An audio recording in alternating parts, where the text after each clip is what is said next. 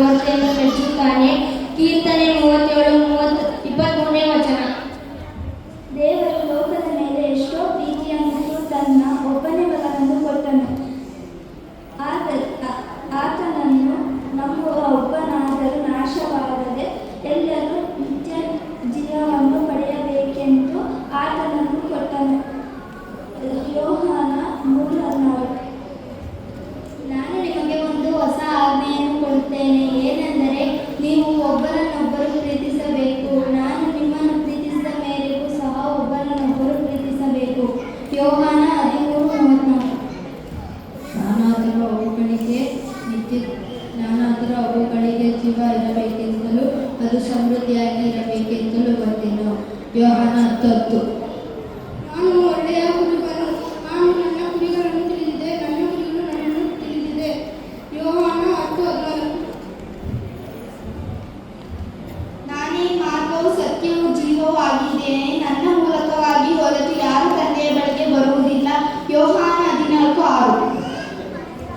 And my God will supply every need of yours according to his riches in glory in Christ Jesus. Philippians chapter 4:19. And at once the man was healed, and he took up his bed and walked. John chapter 5:9.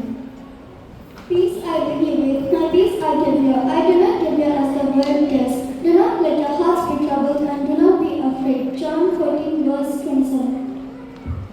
But these are written in the life of Jesus Christ, and if you believe him as the Son of God, and by believing you may receive life in his name. John chapter 20:31.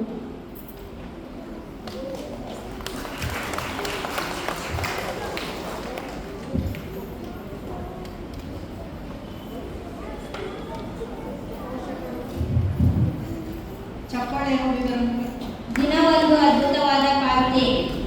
ಕೀರ್ತನೆಗಳು 130:14 ವಚನ. ದಿನ 2 ಮುಗಿದ ಪ್ರಾರ್ಥನೆ. ಕೀರ್ತನೆಗಳು 5:17. ದಿನ 3 ಆಯ್ಕೆಯಾದ ಪಾತ್ರೆ. ಯೋಹಾನ 15:16.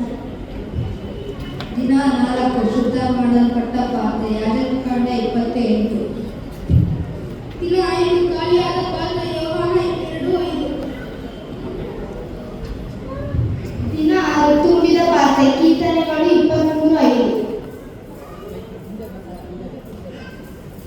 ದಿನ 7 ಅಮೂಲ್ಯವಾದ ಪಾತ್ರೆ. 2 ಕೊರಿಂಥ 4:7. ದಿನ 8 ಉಪಯುಕ್ತವಾದ ಪಾತ್ರೆ. 2 ತಿಮೋಥಿ 2:21. ದಿನ 9 ಸಿದ್ಧವಾದ ಪಾತ್ರೆ. ಗಲಾತ್ಯ 6:9. ದಿನ 10 ಮಹಿಮೆಯ ಪಾತ್ರೆ. ಲೂಕ